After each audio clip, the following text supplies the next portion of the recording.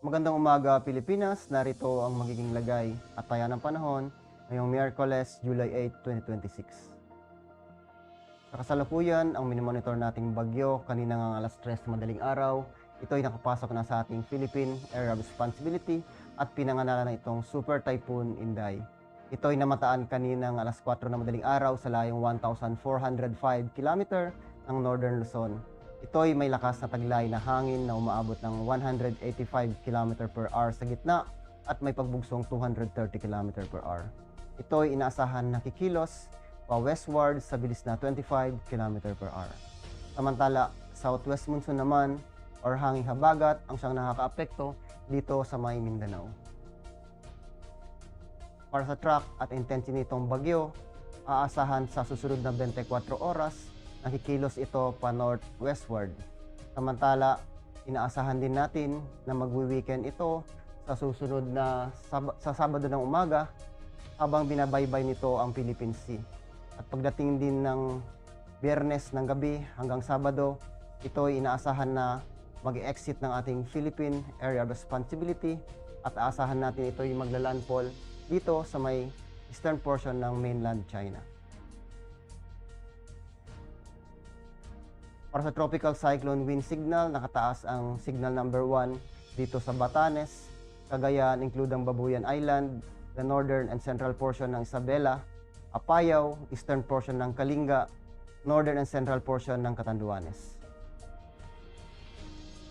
Para sa general area forecast, dulot ng mga localized thunderstorm ng southwest monsoon, aasahan natin ang Metro Manila at ng labing bahagi ng Luzon, ang bahagyang maulap hanggang sa maulap na kalangitan na may mga posibilidad na pulupulong pag-ulan, pagkulog at pagkidlat. Pagdating naman dito sa Visayas, dulot ng southwest monsoon, aasahan natin ang Guimaras, Negros Occidental at Negros Oriental, ang maulap na kalangitan na may kalat-kalat na pag-ulan, pagkulog at pagkidlat. Samantala, ang lalabing bahagi ng Visayas, aasahan pa rin natin ang fair weather condition, bahagyang maulap hanggang sa maulap na kalangitan na may mga pulupulong pag-ulan, pagkulog at pagkidlat. Pagdating dito sa Mindanao, aasahan natin ang Zamboanga Peninsula, Bar-MM, Antique, Iloilo, Lanao del Norte, Sultan Kudarat, Sarangani at South Cotabato ang maulap na kalangitan na may kalat-kalat na pag-ulan, pagkulog at pagkidlat. Samantala, ang nalabing bahagi ng Mindanao, aasahan pa rin natin ang bahagyang maulap hanggang sa maulap na kalangitan na may mga pulupulong pag-ulan, pagkulog at pagkidlat.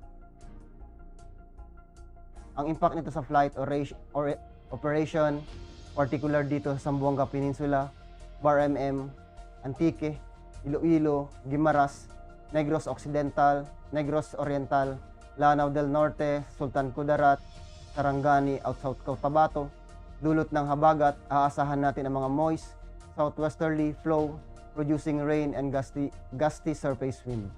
Ang impact nito sa rotary, aasahan natin it will reduce visibility, gusty wind, and may limit BFR operations. Wet runways or helipads are expected. Pagdating sa fixed wing, operation may increase delays or cancellations due to low ceilings, turbulence, and wet runway conditions. Para sa Metro Manila at nalalabing bahagi ng ating bansa, dulot ng mga localized thunderstorm, aasahan natin ang afternoon convective development, producing gust fronts and heavy rains.